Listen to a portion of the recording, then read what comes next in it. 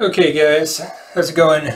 Last time we were talking about wiring up our level to a GraphQL server that we're writing in Node, and let's just pick up where we left off. So if you recall, we had just written our new schema for this. So this is taking our C# file that we have here from Unity and making an equivalent GraphQL schema.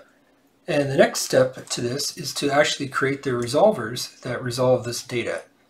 And GraphQL is kind of interesting because the way that the resolvers work is kind of hierarchical. So if I have an object like a level, it'll first call a resolver to resolve the level, and then it will call a field resolver on every single field that's not already provided by the level.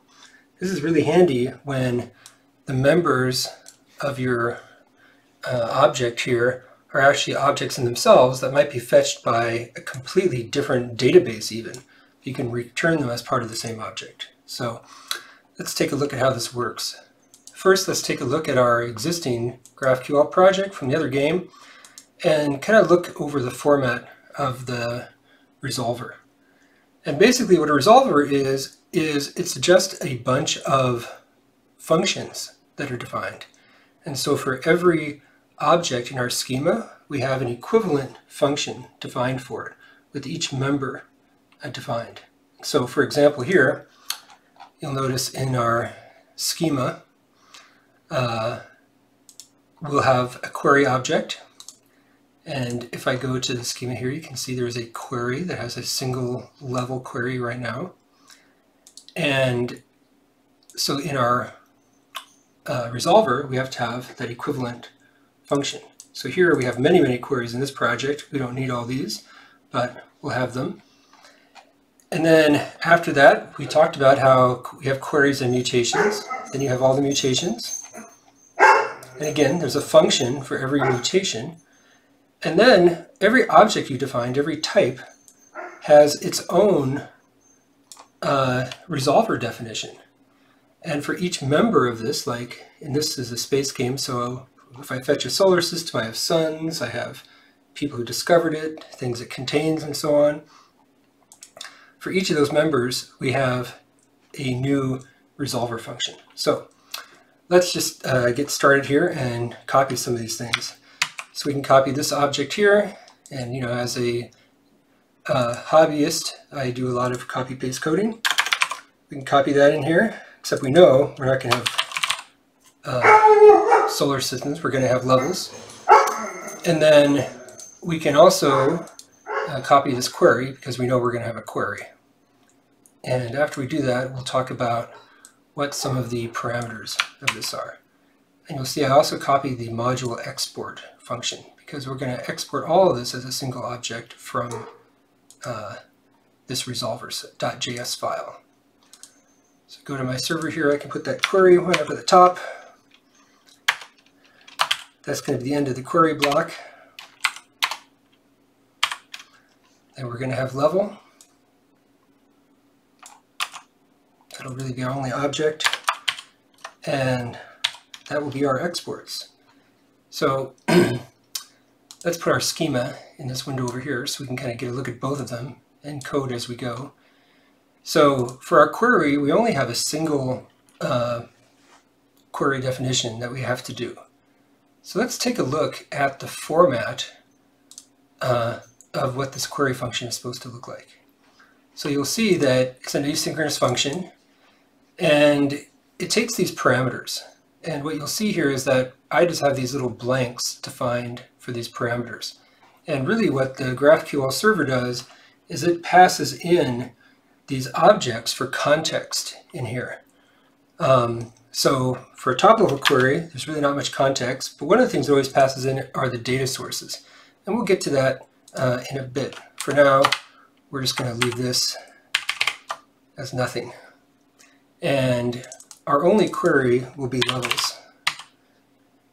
And eventually we'll actually return, get the levels, but we'll do that later. For now, just to kind of show how this works, we can just return what this will be. So remember before we had that function where we just returned the set of books? And here in this resolver, we could just return a JSON document right now. So I could return a level document that, as long as it matches this, would work. So for example, I could say, let's give it an ID of 1. Let's give it a name of test.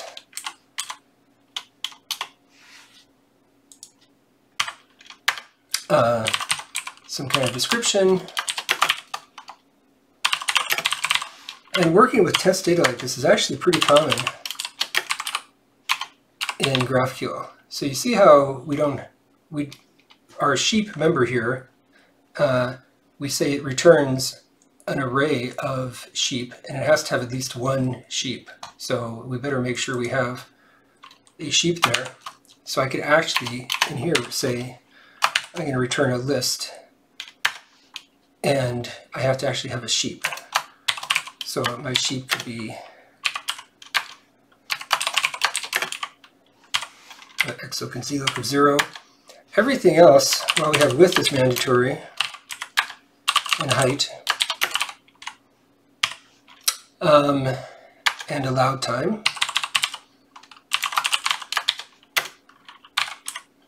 And we have to tell it where the exit is.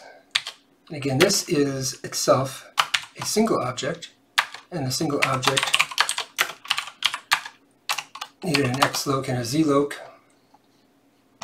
And I just lost my mouse for a second there. And it needed an angle.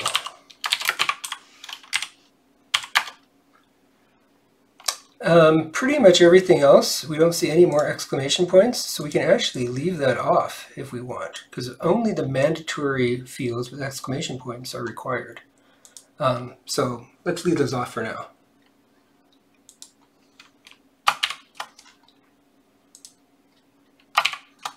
So we might, to make this a return parameter, we might say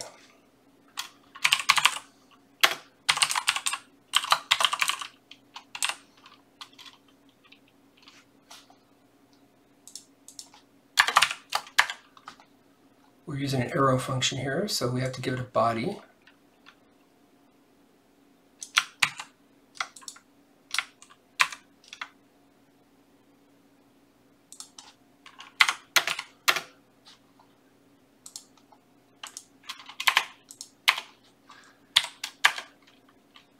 And then I can return that.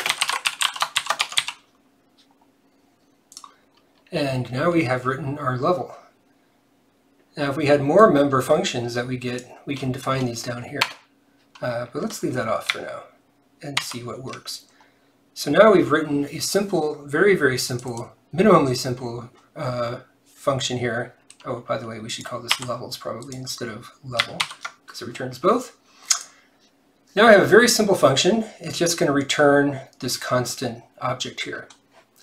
So let's go to our index and see how do we connect this. So before, what you notice is our resolver was just this constant here. So let's redefine this. Let's instead say our resolvers are that file.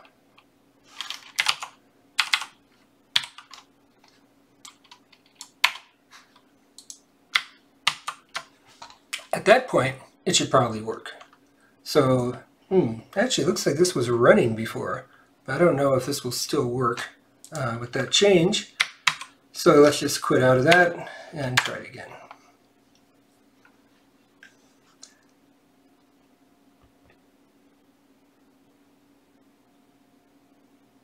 Server's ready.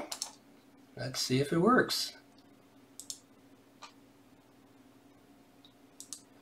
So now we're in our playground. We can look at our schema. Our schema is still there. And we can try to do a query. And we have an error. So cannot query field level. Oh, because we changed it to levels. Good. So we have level and we're going to ask it for the name. And here we get an iteratable error because levels in the query returns an array. And we, in our resolver, did not return an array. We returned a single object. So let us fix that. And I believe we don't even have to do anything here special. We can just run this again. And let's see if that works.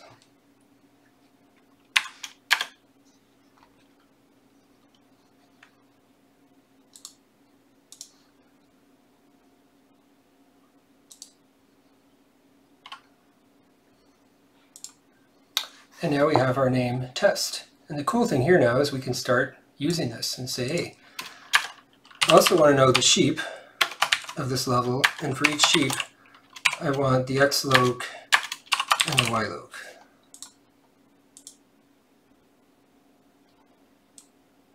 Oh. And you'll see there's another error here. See how it says, I cannot find the return null for non-nullable field Y loc? Well, guess what? For sheep, we have X loc and Y loc, but in my schema, that's not how I had it. The sheep is supposed to have X loc and Z loc. So let's just fix that. And now this sheep that we defined should work. And one of the things that you see often in hobby coding is exactly this issue, where you make mistakes and then you just sort of want to iterate on it. So let's go and stop the code here. And the more interactive you can get with this stuff, the better, because it just helps you debug. Often for us hobbyists, it's faster to kind of make the mistake quick and recover than it is to try and do a lot of research and figure out the right thing from the beginning. And now we can see we have the X loc and Z loc determined. So that's kind of the cool part about GraphQL. You can change the shape of the structure. If I'm just getting a list of levels for a display, maybe all I want from the server is the name and description. But when I'm actually playing the level, I don't need the name and description. Maybe all I really need is, you know, where the sheep are, so I can position them in the game. And maybe I also would need to know where the exit is.